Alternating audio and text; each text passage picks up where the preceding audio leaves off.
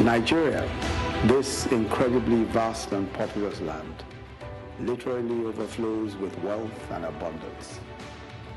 Challenges, difficulties, many, but our unfailing conviction that our God-endowed talents, resources, and resourcefulness has given us victory time and time again. 200 million people, innumerable ideas, limitless possibilities, wondrous abilities. Investing in our people, ensuring a stable and growing Nigeria for Nigerians, a thriving Nigeria for Africa, a prospering Nigeria for the world.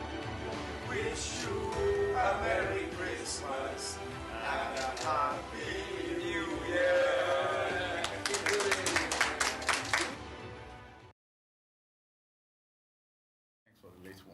Welcome back to the Morning Show here on Arise News. Well, joining us now is the Ogun State Gubernatorial candidate of Alliance for New Nigeria, ADEMOLA Ogumbanjo. Many thanks for joining us this morning. Thank you and for compliments of the season to you. It's good to have you here in the studio. Since the last time you were here, I mean, campaigns have started and are in full swing. But just hours, days ago, over 40 political parties adopted the APM candidate in Ogun State. And he happens to be the anointed candidate of the incumbent governor, Governor Bikola Mosu, who defected from the APC to the APM, and he has vowed to ensure that he wins. Despite the governor still being in APC, do you still see yourself having a good shot at the seat as governor for Ogun State? Well, thank you for having me. The governor has one vote. So he's endorsed the APM candidate. Almost 60 political parties as well. Yes, and we have heard about it, and we have also heard about those who have dissociated themselves from that claim. But that's not important. What's important is when you look at the profile of the parties that have adopted the APM candidate, you recognize that these are parties that were either set up to do exactly that, or parties that didn't even stand a chance in the first place, or parties that don't have gubernatorial candidates. So these are political games, all right? This is how it's done. It's to help people or make people see some kind of phantom support that doesn't really exist. It doesn't move me at all. Do I still consider myself very much in the game? No, I do not consider myself to be very much in the game. I know I'm going to win. That's the reality. All right, Ogun State right now is experiencing quite a lot of disaccord and crisis politically. Do you think this would actually best serve your advantage, and how do you intend to use all the disunity happening in the PDP, in the APC, in the APM to your advantage? See, we all know a house that's divided against itself will fall. PDP has imploded. They still have two candidates. They're in court. APC, we know what's going on. We know the effect of the sitting governor not supporting the gubernatorial candidate for APC and the emergence of APM, and the chaos was inevitable. The people that run these parties, the people that are involved in your PDP, APM, APC, to them, politics is do or die. It's never been about the people. It's never been about the development of the state or the advancement of humanity. It's an ambition. It's a checklist. One more thing they need to do. Power they need to retain at all cost. But the people are tired of that. We engage them constantly. When I leave you here, I move to Ijebu, and then Ijebu, and then Ayetoro. Today. Because we're constantly engaging the people. We're constantly speaking to the people. What the people need is a credible alternative. I am that credible alternative. And they're seeing it. What we need to do is to ensure we do more interviews such as this, right? We get in the faces of the people. We get into their homes. We get them to hear us and see us. We'll do it on TV. We'll do it on radio. We'll do it via social media. And we will do it physically. We will travel to all the 236 wards across the 20 LGAs in Ogun State. The people are done with the current political class. The chaos they recognize is not about them. They are a demographic to PDP and APC. And perhaps, APM, because it's the same people. But they're human beings to us. They have aspirations, they have pains, they have joys, they have, dreams. And these are the things that we're committed to helping them achieve. So that's why, when you look at what's going on and, you just recognize that however you look at it, there's a hand of God in all of this. When I started to run about 10 months ago, people questioned my chances. Those people who did at the time don't do so anymore because they have seen that, there is a path that's being cleared. So I'm not faced by it. As a matter of fact, I'm excited by it. So let them continue to fight, and then we'll just keep doing the work. What are you actually offering the people of Ogun State, Awesome. my state? So I need you to answer very clearly. What are you bringing to the table that's any different? There must be a quota for Ogun State indigenes in our eyes. Because my last interview here, the two ladies are from, partly from Ogun State. So the agenda is to turn Ogun State into the wealthiest state in Nigeria by 2025. And I don't say that lightly, not because it's a nice to say, but because we have been so endowed. And the wealth that I speak of will be measured by 3 indices. 1, revenue. And revenue is a function of productivity. And productivity will be driven by 2 basic streams. 1, agriculture, because we're going to turn Ogun State into the food basket of the Southwest region. We're able to, because 74% of our land is arable. That's 1. And then 2, we will industrialize Ogun State along the lines of our natural resources, and we have many. As you well know, we have limestone spread across, Remo to Yewa Awori land. We have bitumen, tar sand. We have rock formations across the state that you can use for gravel and granite. We have oil and gas in the ground. We have plantations for cocoa, cashew, and palm kernel. We have rubber plantations. We have pulp for paper. We have gold in Ogun State. And we have not tapped these things. We have not maximized our potential. So that's on the one hand. So productivity will be driven by that. And then, of course, revenue is affected. 2, the quality of human capital. How do you measure the wealth of a state or any community or society as a whole if you do not invest in the people? The quality of your people would determine your productivity. The quality of your people would determine, how you innovate. The quality of your people would determine the wealth that you create. And that is a function of education, or be it conventional or skills acquisition through technical and vocational education and training.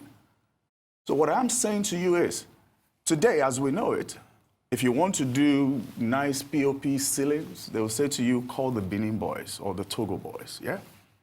I am saying that if we invest in vocational and technical education, they will begin to say, when you say, oh, I want to buy furniture, but I don't want to import, they'll say, you have to get to Ayetoro. Or you need to go to Totoro. I know you're from Abeokuta, right? Because we will invest in technical colleges. We have technical colleges. They're just not doing what they're supposed to do because they're not well equipped. They're not, the tools of learning are not there. The infrastructure for learning are not there. Even the human capital on the teachers' side or lecturers, the school administrators, we have stifled these institutions. Same with conventional education. That's the second level, all right? We raise it, and then what I'm saying is, when WAEC results come out, and they say, by 2025, top 10 results in Nigeria, I am saying to you that 8 will be from Ogun State. Same with JAM. All right? The third level, very quickly, is well-being. Health is wealth, right? So we must invest in the healthcare system to the point where we raise life expectancy, reduce mortality at birth, raise vitality through nutritional education. And remember, we've invested in agriculture. because we're turning the state into the food basket of the region. Therefore, food becomes more accessible, more affordable. So vitality becomes part of the game. And then we invest in arts, entertainment, because these things add to the things that enrich the lives of the people. Okay. Let's talk more about your campaign, because we know campaigns in Nigeria and Nigerian politics or anywhere around the world is not cheap. You have said repeatedly you're not one for godfatherism. How are you funding your campaign? Well, so, yes, campaign is expensive, but the Electoral Act says that if you're running for governor in Nigeria, you shouldn't spend more than 200 million naira. It's not enforced, though. So how much have you spent so Enforcement is a separate question, right? How much have you spent so far? Not up to 200 million, not just yet. Are you going to spend up to 200 million? Well, that should be the ceiling, because that's what the law says. So you would spend up to 200 million naira? Yes. Okay. And how have I been funding it? Yes. Personal savings, contributions from friends and family, right? Those who believe in the vision, and those who are just amused by the idea, right? They don't particularly believe that anything, meaningful can be achieved, but they like this dream Demola is preaching, and they're putting money in it. All right, because the president is here to sign the Electoral Act Amendment Bill, and a lot of people are saying it might impact the elections in both ways. For you, what is it? How do you think the non-signing of this particular bill would actually affect the elections going into next year? See, Tunu said something earlier about enforcement. Signing the bill, not signing the bill, that's not the important thing. The important thing is that whatever laws we have, we must enforce. So the question that we need to be focusing on is our infrastructure of enforcement. What do we do with them? I have, there's a video that I saw, some gentleman running for governor in Ogun State as well, saying it was recorded, I gave 10 million naira to House of Assembly candidates. I gave 220 million naira, which is equivalent of $1 million, to the governor. That in itself is a contravention of the Electoral Act. And that was a gubernatorial candidate saying that live at a town hall meeting. So it's either it doesn't know the law, or he knows and it's just blatant disregard. Whichever one it is, well, it's The unacceptable. card reader, all right, in respect to that's what a lot of people are focusing on. And we say, how would it impact the elections going if the president doesn't sign it? See, the card reader that's technology. It's supposed to enhance the electoral process, right? What I'm saying to you is the challenge we have in that regard is we're hoping that will reduce cheating, right? We're hoping that will reduce rigging. Okay? Yes. But rigging is a human factor. I know of people who are ready to hack the card readers because they're committed to rigging. So signing the bill so that we can use card readers, signing the bill so that people can vote in diaspora, technology only enhances our way of life. True. There are fundamental issues beneath that. No matter what you use, no matter what tool, even if it's paper, you count, you record. I voted for your father in 1993. We didn't rig it, and it was paper, right? But we didn't rig it. But are you hypothetically speaking when you say, people want to hack the card? No, I'm not. I know that. And what have you done with this? There's nothing to do. They offered it to me, and I rejected it. And have you passed that information to the authorities? No. But it's a crime. Why not report it? They haven't committed it. It's not a crime. They offered it to me. Soliciting? So They offered it to me. Yes. Oh, we can help you. And I said, no, I do not need your help in that regard. If you declined, what makes you think that the next person didn't take up the offer? And what are your fears going into the election? I have no fears. The next person can take the offer. Let me let you in on something. This journey for me is a journey of faith. My job is to sow the seed by speaking to the people that I need to engage. And then those who support me are to water the seed that I sow. The increase is God's responsibility. The increase is the vote. And I'm not going to get into how that is going to be managed. See, people have asked me, how do you ensure that people vote for you? I can't ensure that people vote for me. But I can tell them what I intend to do for them. I can paint a picture that I know is compelling about their future. And not long-term, immediate. The important thing is that we need to show the people what is possible. There are 4 types of people in Nigeria, and let me very quickly go into that, yeah? 1, you and I. We have seen in Nigeria that used to work, we've experienced it, and we travel as well, and then we still experience nations across the world that still work. So when we clamor for change in Nigeria, our reference point is not only the Nigeria that we once experienced that worked, but also global systems where things work. There's a second category. Those who have not seen a Nigeria that worked, they've never seen it, they've heard about it, but through DSTV and internet, they have seen the world out there. Their own aspiration for change is about exiting, because when you paint a picture of a Nigeria that works to them, they can't see it. Because they've never known a Nigeria that was functional, efficient and effective. So their own clamor for change is to go to Canada or go to the UK or the US. And then the other category, that they saw a Nigeria that worked, they don't see it anymore, they don't have any opportunity to travel abroad. So their own reference point for change is a return to a world that once was, the restoration of the glory of Nigeria. And the gentleman, Mr. Coker, was speaking about tourism earlier. Before Nigerians can engage tourism and go to museums to see Nigerian artifacts, they must first get the pride in the country back. If the people are not proud of their nation, they will not travel the nation. They will not take... We're really out of time. Time, right? Actually, we had the time to probably you. Okay. You have been hitting. Well, thank you.